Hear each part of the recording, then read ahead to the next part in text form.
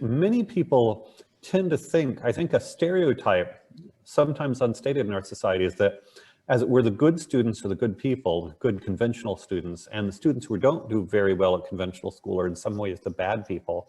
I don't know that anybody says that, but I think there's sort of a background prejudice in that direction. And one of the things I want to emphasize is very often on the, say, gifted students or high math classes, sometimes you have students who can be very mean and egocentric and kind of harsh vis-a-vis others.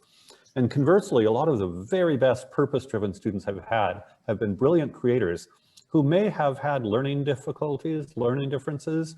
They may actually have been very academically, challenged in many ways.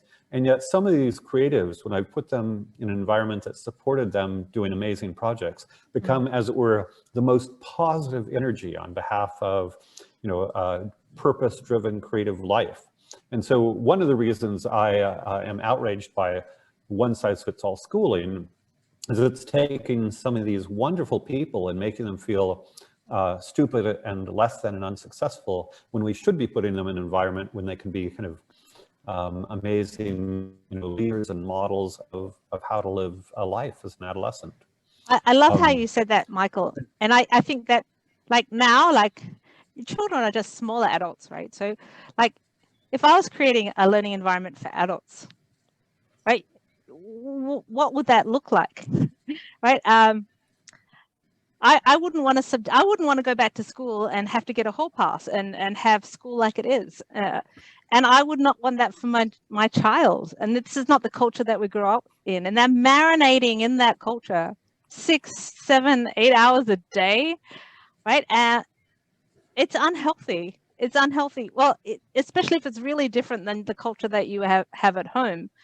And if socialization is the only reason, if socialization is the only reason, right? Like most parents say, yes, I want them to have an education, but they won't be socialized unless they're in that kind of environment.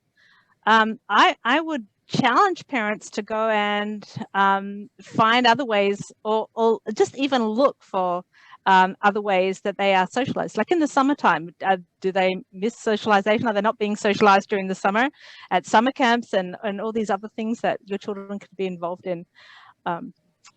And I'd also look for the kinds of people, like Michael said, that you want your child to be hanging around. I don't think you need a whole group necessarily, but it's a really great motivator for your child to have one learning buddy. I'm really into children finding other learners to learn with and to motivate each other and to dive into different projects and do things together, because it is so much fun when you've got a person who shares your passion, who you can work with and you can grow up with, and you've got your person, right? So I've seen that work really, really well as well.